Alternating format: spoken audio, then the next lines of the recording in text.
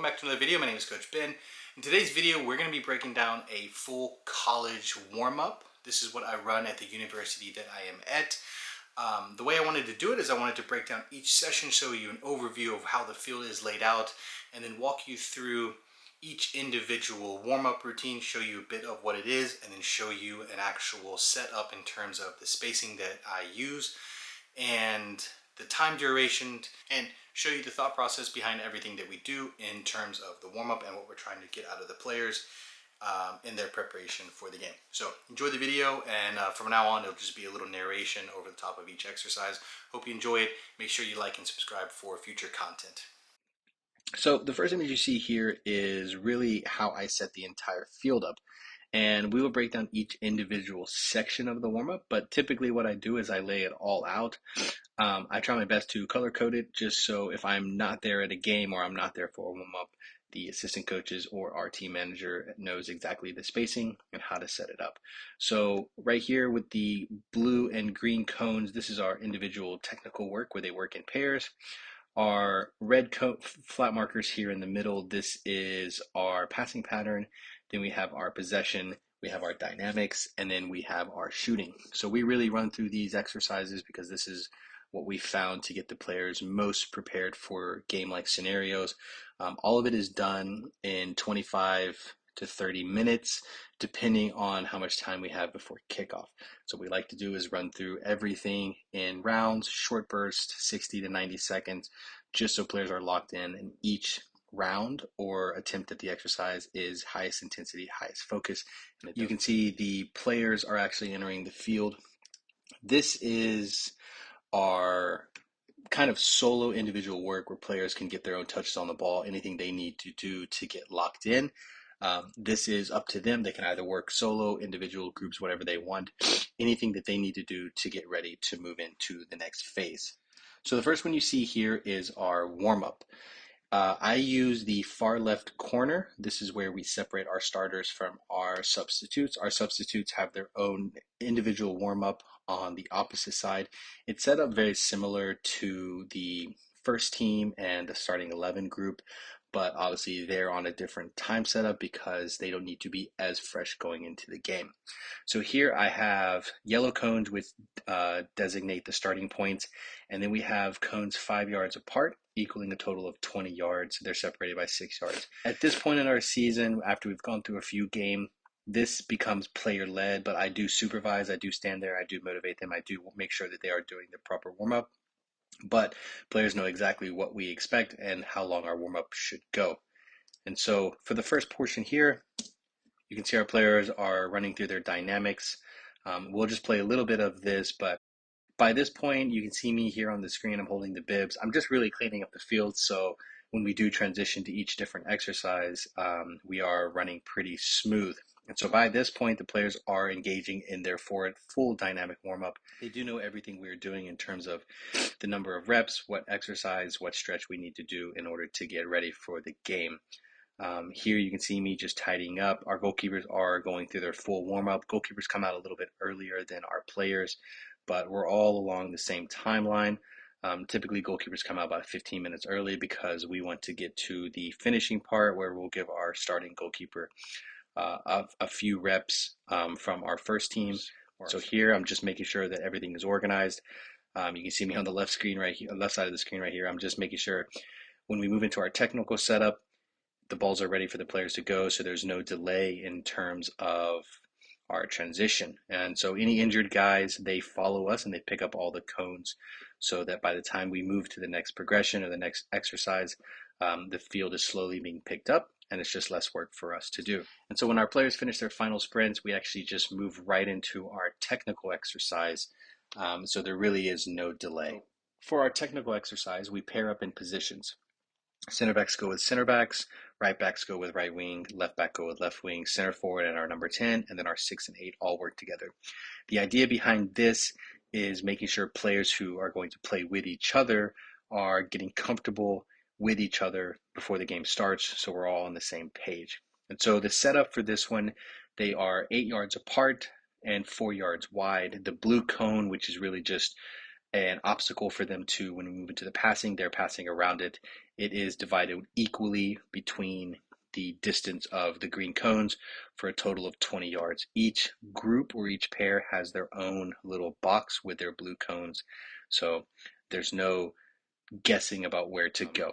Moving into this, you can see right here, I am actually handing out the bibs to the players. And what this does, what I want to do is get this, when we move into the possession, they are already in their teams and they know, so then the progression and the transition just moves a lot slower. And so right here, we run through 5 minutes of this, 45 to 60 seconds of each rep. They start off with a one touch, making sure we get a feel for the field that we're playing on. Obviously, this is our home field, so we're very familiar with the surface and how the ball plays. But if we're at an away field, this is really important because we get used to the ground and we get used to how the ball moves. So paired up, they start with one touch, alternating right to left. And then you can see me, I'm just keeping track of the time to make sure that it goes smooth. And so here we move into two touch. The idea behind two touch is, again, we're getting used to the surface, but when that first ball comes in, we want to make sure that we get the ball from underneath our feet. It's a positive touch in a direction that sets up us for our next movement. That's the idea behind our passing, and we slowly build up. And then they stay within their green boxes just so the passes are nice and short and sharp, getting a feel for that average distance of about 8 yards, 8 to 10 yards passing range. After 45 seconds, we will start to incorporate it, so you can see that the players are getting a little farther apart. And this is where they incorporate not only the blue cones, but they incorporate their green cones as well, working around them. The idea behind this is, again, everything is about taking a positive touch that sets us up for our next progression and our next movement. So by this point, players are playing roughly 12 to 15 yard passes. We want to make sure that they're hit firm. We want to make sure that they are driven, the ball is not bouncing, and we're getting a nice first touch. And you can see that our player right there took a very bad first touch. And so now the whole idea is to make sure that we're sharpening up as we go from our individual technical stuff into possession, into passing, into finish, and then by the time the game starts. And so you can see me right here, I'm filling in for a player that's not there, and just making sure that we're getting some touches. The next portion here, players check in, receive, and they explode past the cone. Again, all it is making sure that our players are getting the ball out from underneath their feet, making sure it is a good positive touch that always sets us up. And so again, if we're at an away field where we're not comfortable, or this is the first time we played there, the goal behind it is to make sure that we are getting used to the surface of the field. And so we run through everything about 45 to 60 seconds, depending on the intensity, depending on the level and how I feel players are ready. Okay. Once we go through there, we jump back in immediately to one touch. And by this point, we're hoping that our players are sharp, our players are focused, and it's really high intensity, one touch bounce, bouncing, alternating right to left, left to right, making sure that we are focused. So again, the goal behind everything is to really make sure that we are playing with the highest intensity possible. Once we move into this, we move into 45 seconds where players challenge their teammate. So they give a variety of different balls. They can be bouncing, chest, thigh, header, whatever it is. The player with the ball in their hand calls out whatever they want their player to perform. And really this is just to make sure that we are getting touches with all parts of our body, handling different types of balls, making sure that we are comfortable as can be come game time, come passing pattern. So again, we run through 45 seconds of this, and then players switch. The players have a little freedom in this because we just want them to get comfortable. And so after 45 to 60 seconds, then we switch. Okay, so the player that I'm working with in the screen, he just came back from getting his warm up. So I'm just working, making sure that he gets touches on the ball before the player who, his partner player comes in, and that's who they start working with. So I hop out and the next player hops in. And then they switch. And so 45 seconds, their partner player jumps through it. We'll fast forward a little bit. So once we finish with our individual technical stuff after the 45 seconds, the passing pattern is already set up. So our passing pattern here is set up. We use flat markers, and then we use 2 yellow cones or 2 different colors to mark the inside. So the total distance is 30 yards. The 2 players on the ends where the balls do start, they're 12 yards apart.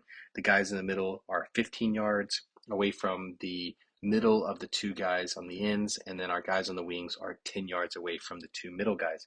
The idea behind this one is just passing around the circuit. This does have two progressions to it. The first progression is just passing around, going around, making sure that our intensity is there, communication is there, we're waking up. By this point, we should be completely activated. Our passing is firm. It has purpose behind the ball. And so we will go through the first round for about 1 to 2 minutes, depending on the intensity, and then we will jump into the second progression. Here's the players progressing to the first progression. Simple following your pass, ball gets played into the middle, positive touch around the cone, working around the grid, making sure our touch always sets us up for the next phase, receiving with the right foot, right intensity, making sure we're loud, vocal, active, ready to go when we jump into the next progression. So we'll watch this for a little bit, and then we'll jump into the second progression.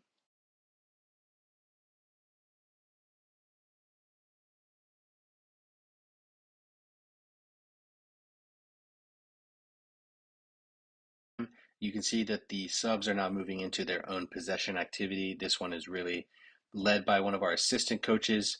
The goal behind this is to make sure that they are just up to speed. Their warm up takes a little bit longer because the first starting 11 get most of the reps. And so we'll jump into the second progression shortly.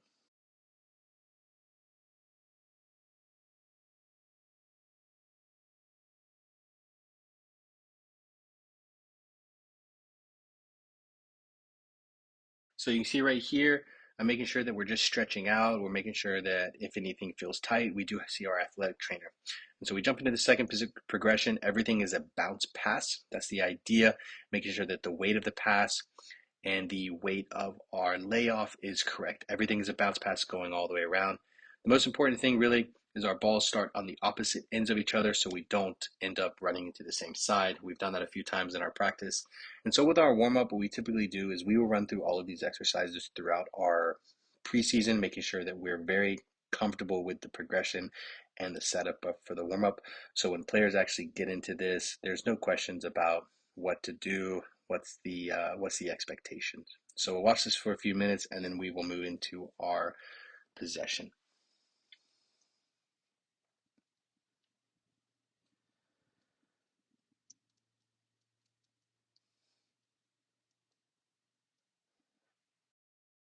So when we finish our passing pattern, players are already in their bibs, so there's no question about that. They get a quick sip of water, but we maintain our intensity. Water is about 30 seconds. So with our possession, we do a 4v4 with two neutrals. We typically have one center back with an outside back, one or two midfielders or one or two wingers with a center forward.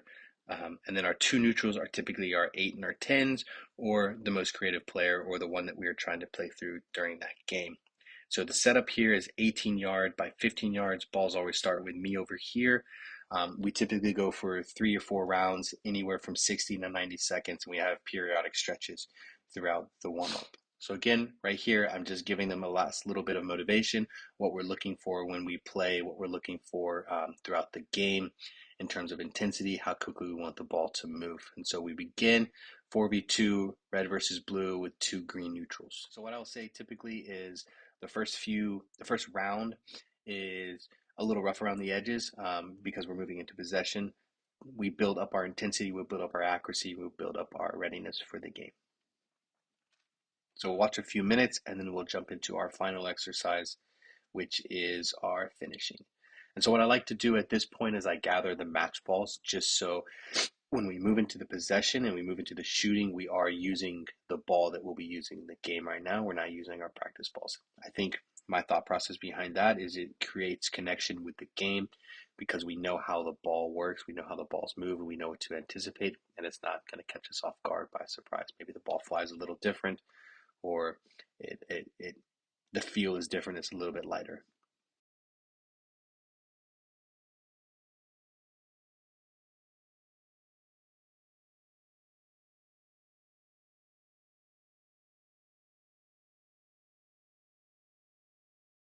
And so additionally, what I do end up doing is we do change our neutrals. This is typically we either start with our 6 and our 8 or our 8 and a 10, and then we will switch to the other midfielder plus a winger just so the players that are most likely going to be on the ball are a lot more comfortable. So watch a few minutes and then we'll move on.